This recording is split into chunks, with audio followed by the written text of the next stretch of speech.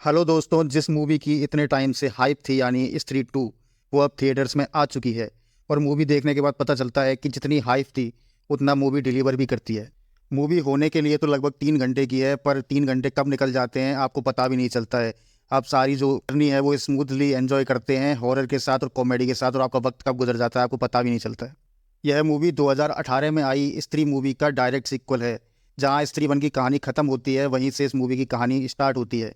स्त्री पार्ट 1 में जब राजकुमार राव स्त्री की चूटी काट देते हैं और चंदेरी गांव को स्त्री के आतंक से मुक्त कराते हैं, आज सीन में हम देखते हैं कि श्रद्धा कपूर स्त्री की चूटी को अपनी चूटी के साथ जोड़ लेती है और हमें ये दिखाया जाता है। और फर्स्ट मूवी में सस्पेंस के साथ छोड़ दिया जाता है कि आखिर श्रद्धा कपूर ऐसा क्यों करती है और श्रद्धा कपूर है क्या, क्योंकि पूरी स्त्री फर्स्ट में हमें नहीं बताया था कि वो कहाँ से आई है, उसका नाम क्या है। तो क्या ये सारी मिस्ट्री स्त्री 2 में सॉल्व हो पाती है, ये जानने के लिए तो आपको स्त्री 2 देखनी ही पड़ेगी।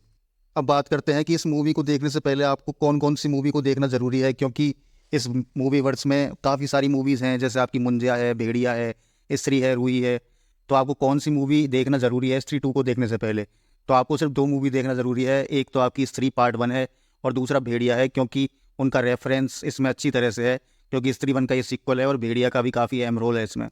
तो स्त्री 2 को देखने से पहले ये देखना आपको ज़रूरी है, या फिर इनकी कहानी आपको पता होनी चाहिए, क्योंकि स्त्री फर्स्ट तो आपको देखना कंपलसरी है और भेड़िया की अगर आप कहानी यूट्यूब पर सर्च करेंगे तो आपको मिल जाएगी। तो उतना ही पता होना चाहिए कि भेड़िया कौन है और क्या है। या फिर बस इतना जान लीजिए कि जो पहले पार्ट में स्त्री द्वारा उठा लिया जाता है जैना, जो राजकुमार राव का दोस्त होता है, वही भेड़िया मूवी में है और वही इन दोनों कहानियों को लिंक करता है आपस में। अब आपको थोड़ा स्पॉइलर फ्री कहानी का रिव्यू दे देते हैं कि कहानी में मोटा मोटा क्या है। तो जैसा कि पहले पार्ट में चंदेरी गांव स्त्री के भय से मुक्त हो गया था और राजकुमार राव चंदेरी के हीरो बन गए थे, उन्होंने स्त्री की चूड़ी काट ली थी। तो अब चंदेरी गांव में स्त्री को जो सम्मान मिलना चाहिए था, जो उसको पहले नहीं मिला था, जिसकी वजह से वो लोगों को परेशान करती थी, वो सम्मान उसको मिलने लगा है। अब स्त्री के वहाँ पर बड़े बड़े स्टैचू बनवा दिए गए हैं और वहाँ की स्त्रियाँ जो स्त्री की पूजा करती हैं, और गाँव में मतलब अब शांति है, काफ़ी समय तक, काफ़ी सालों से शांति है। और राजकुमार राव अब भी श्रद्धा कपूर का इंतजार कर रहे हैं, जिसको वो बस में बैठा कर आते हैं पहले पार्ट में, और वो बस से गायब हो जाती हैं तो उनका कोई अता पता नहीं है। और राजकुमार राव के दोस्त भी अपनी ज़िंदगी में चल रहे हैं, आगे बढ़ रहे हैं। तो कहानी अभी सब तक शांत रहता है सब कुछ। लोगों ने घरों पे पहले जहाँ लिख रखा था कि स्त्री कल आना, अब लिख रखा है कि वो स्त्री रक्षा करना। तो स्त्री को सम्मान मिल गया है। जैना जो है अपने दोस्तों से अब दूर है और दिल्ली में आईएएस की तैयारी कर रहा है। अपन ने उसे भेड़िया पार्ट में भी देखा था। तो वो अब चंदेरी गांव में नहीं रहता है, तो सबकी लाइफ स्मूथली चल रही है। फिर एक दिन आतंक मचता है गांव में सरकटे का। सरकटा है जिसका सर कटा हुआ है, जो अपने हाथ में सर लेके घूमता है और उसको फुटबॉल की तरह फेंकता है लोगों को पकड़ने के लिए। तो अब गांव में सरकटे का आतंक हो चुका है। जैसे पहले पार्ट में स्त्री जो थी वो पुरुषों का शिकार किया करती थी, ऐसे ही इस पार्ट में जो सरकटा है वो मॉडर्न विचार रखने वाली जो लड़की हैं, महिलाएं हैं, उनका शिकार करता है। पूरी मूवी में पूरे चंदेरी गांव पर इसका आतंक रहता है और हमारे हीरो चंदेरी के राजकुमार राव और उनके दोस्त मिलकर उसे कैसे रोकते हैं, रोक पाते हैं या नहीं, किसकी मदद लेते हैं, वो पूरी कहानी उस पर बताई गई है, हॉरर के साथ और कॉमेडी के साथ, जो कि काफ़ी अच्छे लगते हैं और फिट बैठते हैं।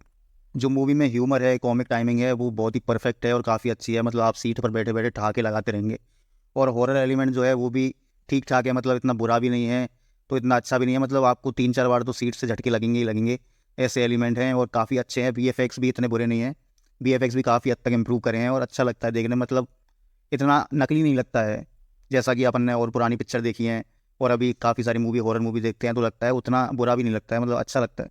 और मूवी की जो की हाईलाइट है वो है जो कैरेक्टर्स हैं उनकी एक्टिंग, जिसमें सबसे टॉप पर आपके राजकुमार राव और पंकज त्रिपाठी हैं और जैना तो है ही। ये तीनों मूवी को साथ लेकर चलते हैं। इनकी कॉमिक टाइमिंग, इनके हॉरर के टाइम पर जो इनके फेशियल एक्सप्रेशन है, मतलब सब कुछ एकदम ऑन द टॉप है।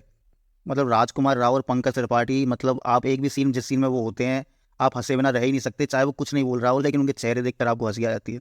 और जब श्रद्धा कपूर की एंट्री होती है तो तब राजकुमार राव जो खुशी में डांस करते हैं, वो डेडपूल के जो ओपनिंग सीक्वेंस है लगभग उसको टक्कर देता है वो डांस।